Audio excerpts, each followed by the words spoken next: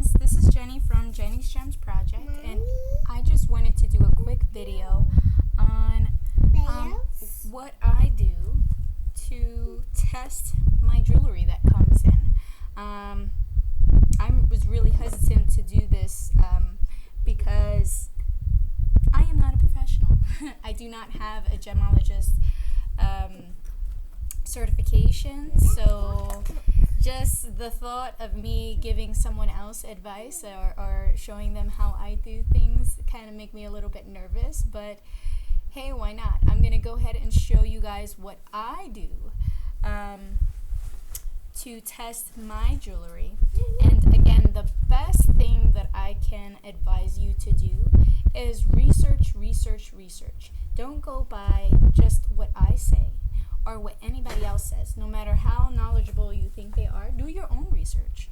Listen to their opinion, of course, and do your own research. Ask around, and when in doubt and you think that you have something really valuable, find somebody that you can trust, like a jeweler that has a gemologist certification, that knows what they're talking about,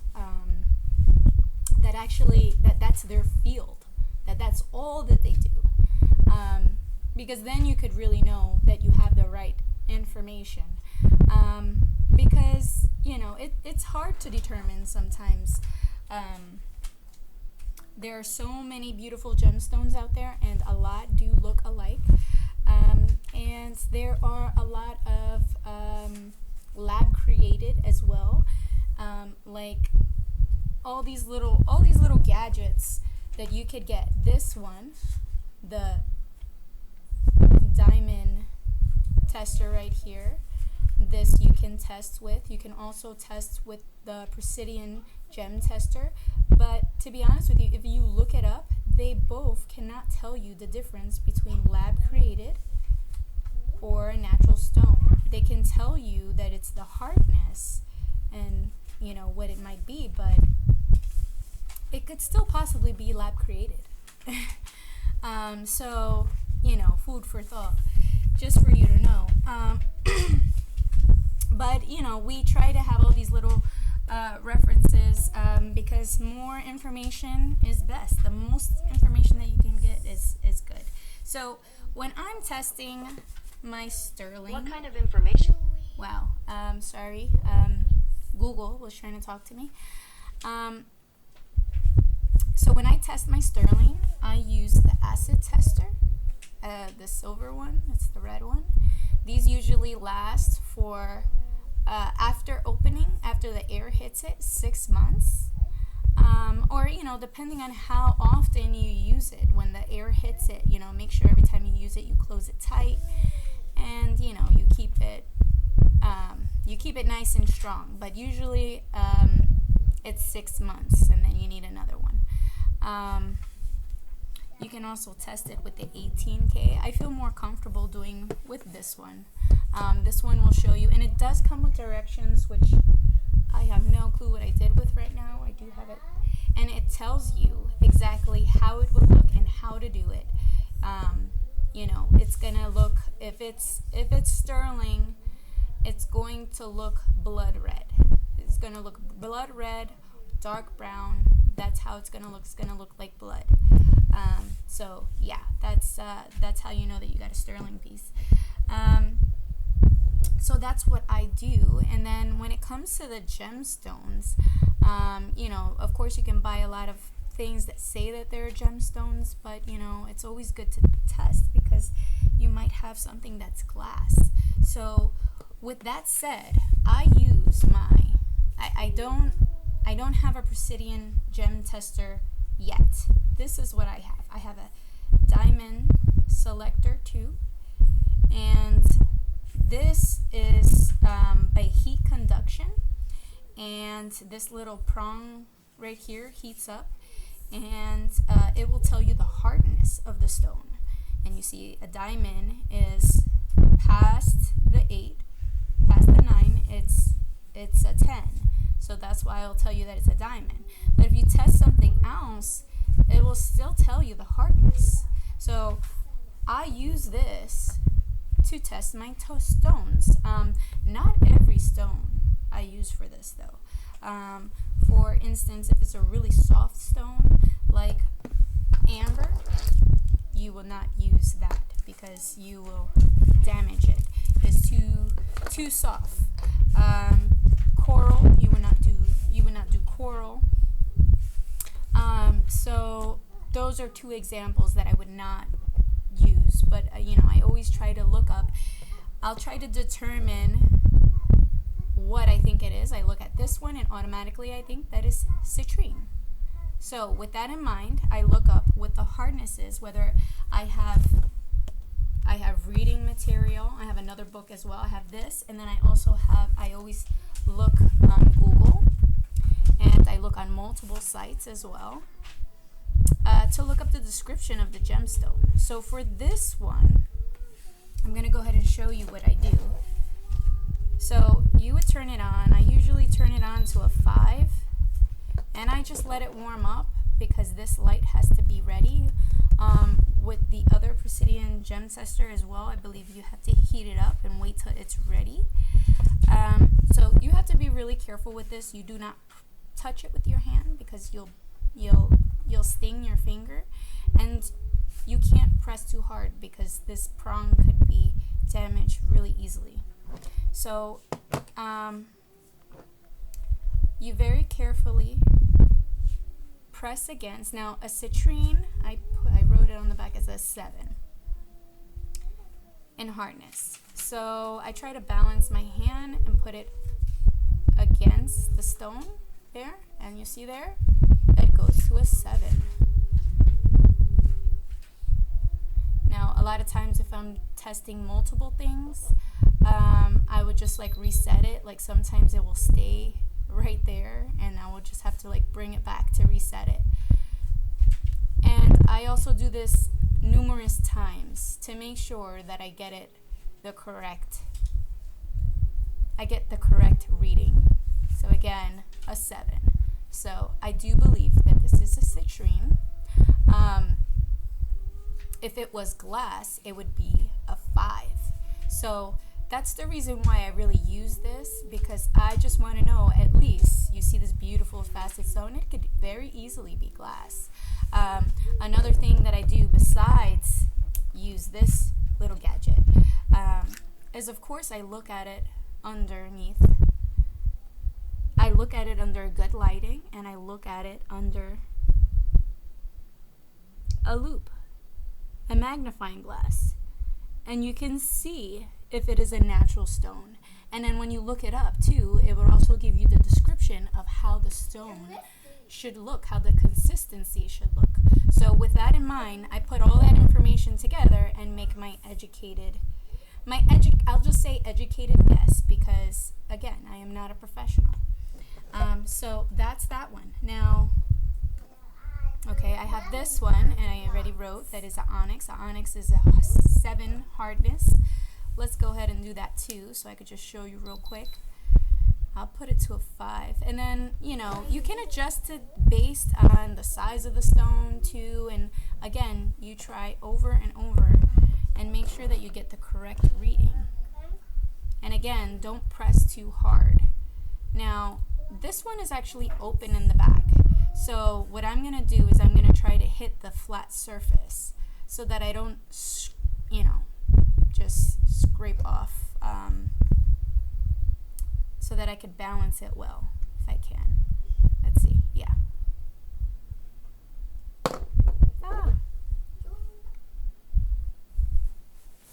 So let me just make sure that I'm touching it completely. I'm actually I'm not touching it completely. It's half off. So what I'm gonna do is, there you go. See, now I'm getting a 7. So I just do it over and over without trying to, this is a little bit of a tougher stone, so it won't scratch as easy, but you don't want to be too rough because you'll damage the prong, or you'll even scratch your natural stone. So I'm getting a 7. So this is an onyx. So that is just an example of how I use this. Now, if if you should return your Presidian gem tester just because you could get this for 15 bucks, no, I would say keep it. I want to get one myself. So yeah, just to let you guys know, you could use that as a tool like that. You know, look it up, do your own research, and decide if that's something you want to do. Now, another thing is that when you get a turquoise color stone, which actually I have to test I have not tested the hardness yet. All I've done was test it with acetone. Now, when you get a turquoise color stone, what I try to do is look in the hole to see how the consistency is inside. If it looks white, it could be howlite. If this looks blue or black all the way through, it could be natural turquoise. So what I do is I get acetone, nail polish remover, make sure it says that it has acetone, and I rub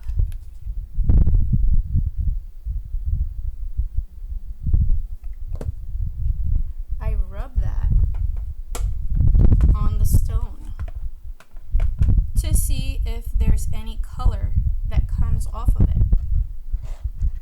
So I'm going to do this one right here. So I already did this, but I'm doing this again for purposes.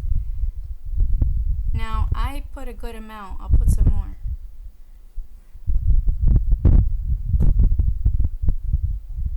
It would come off immediately. Nothing came off. So this is not a dyed stone. So to determine if this is turquoise or not, I'm also going to test the hardness. Now this one as well, I'm going to test, rub it with acetone, see if any discoloration comes off. It does not.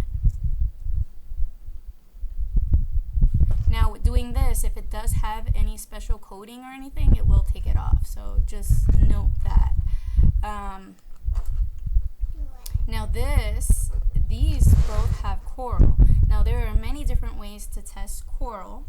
To test red coral, there is one way is to test with milk. I don't have any milk right now, but I did, since I had the acetone out, I did go ahead and rub it with acetone. And I'm going to show you an example.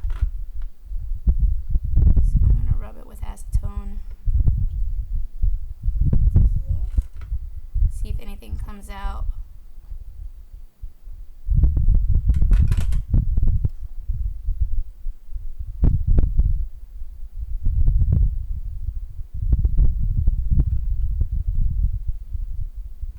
Nothing comes out. And I'm going to go ahead and use the other side and test this. Now this looks like a natural piece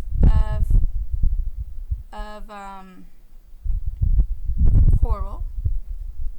When you go ahead and put the acetone against it, you see that? Oh, let me see. See it's coming out? So that is not. Maybe this is a piece of petrified wood, dyed petrified wood. It is a really cool piece, but this is not red coral because it does come out. Now this piece, I think what I'm going to do to further investigate, I am going to put it in milk. I'll do that a little bit later. But I just wanted to show you guys those things that I do. And then actually, let's do this one too. And again, I don't put this against coral because coral is a 3 to 4 in hardness, and I don't want to damage it. Okay, so I'm rubbing it. Let me just make sure I'm getting enough.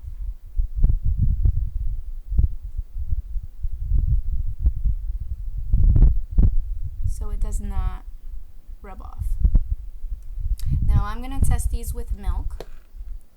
With milk, I believe there's numerous ways how to, a bunch of ways how to test coral. Look that up. I think I'm going to do the milk method. I'm going to go ahead and put this back in there so I don't spill any acetone. And now I was going to show you one more thing. I have some amber here. Let me see if I have something dark. I determine if something is amber is I have a black light. So I'm going to go ahead and put it in this box and put the black light on it, and it will glow. Now there are many different ways how to test your amber. There is actually a really great video on Texas Treasures, Gal Treasures, that she has plenty of ways of how to test your amber. Let me see, where is my black light? I misplaced, oh, it's right here. Okay, and I just bought this on Amazon. Okay, so actually I'm going to turn off my light too. Okay. And let's see if you can see. You can't really see that it's glowing. Let's see. Do you see that it's like, doesn't show on camera. It's glowing so much though. Actually, I don't even have to. Yeah, it's hard to see on video, but it glows. It looks like literally you turn everything off, it's gonna glow on the dark. Well, in the black light, it's gonna glow in the dark. Glow? I really wish that you could see. It's glow? Yes, mommy. It doesn't come up on video, but it glows. So that is just one little fun way on how to see if you have amber. And there are plenty of other ways, and you could do multiple tests to make sure and verify, especially if you're going to price it in the correct pricing. You know, you want to know that you're selling the right thing, or that you have the right thing, you bought the right thing. So I just wanted to share with you guys the things that I do to test my stuff. Again, I am not a professional. These are just things that I've learned by reading, by talking to other people that sell jewelry as well and test their items, doing research, looking up on YouTube. Don't go by just what one person says. Don't go by just anything I just said right now. Look it up for yourself and determine if that is the correct way to do it for yourself. And try multiple ways to test things. It can't hurt to do multiple tests, and they all come positive, then guess what? You got something good. Well, I hope you guys enjoyed my video. I hope those of you that have asked me to do this video, that this is exactly what you wanted to see. Just do your research, and that's pretty much it. Do your research, and if you can get a great professional to ask to evaluate your jewelry, go ahead and do that and try to find somebody. I know it's a little bit hard right now under these circumstances, and not everybody is going out shopping, but yeah, thank you so much for watching my video, and I hope to see you later on today in the Thursday auction.